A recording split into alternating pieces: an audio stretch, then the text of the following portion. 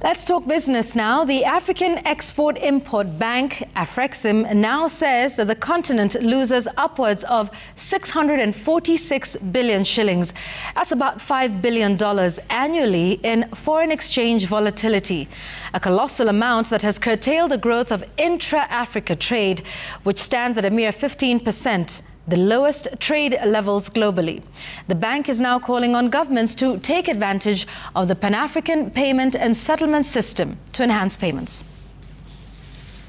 The fourth edition of the Intra-Africa Trade Fair is set to take place in Algeria, bringing together government and private sector investors to explore market opportunities on the continent.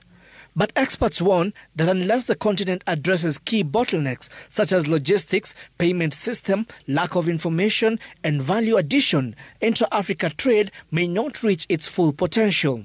What we've been doing a lot of times is NATO, no action, talk only. We've been talking, we've been opening up markets, but we haven't done tangible stuff where we actually get things moving.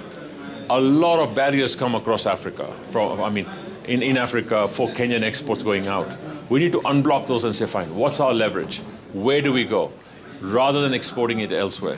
And one of the issues that the bank is dealing with is to ensure that African countries value add their commodities to make sure that we export finished goods as opposed to raw commodities. A lot has been said about African countries selling the same type of goods, and therefore you can't create markets for the same type of goods which you have within a region.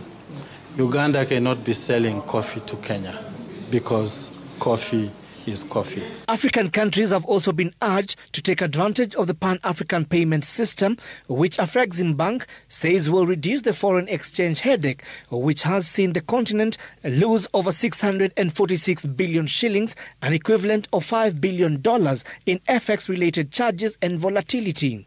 The whole idea is for us to trade with each other.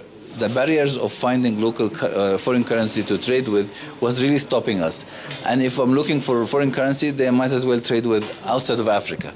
AFREXIM Bank has also announced that it is currently investing in Kenya's industrial park in Dongo Kundu and Naivasha, where feasibility studies are already underway following the signing of a lease agreement. Our current estimation, we think that in the first year, more than $1 billion will have to be invested in just one industrial park. That's just infrastructure so that people can come in and take up the manufacturing spaces. Jimmy Mbogo, Citizen TV, Nairobi.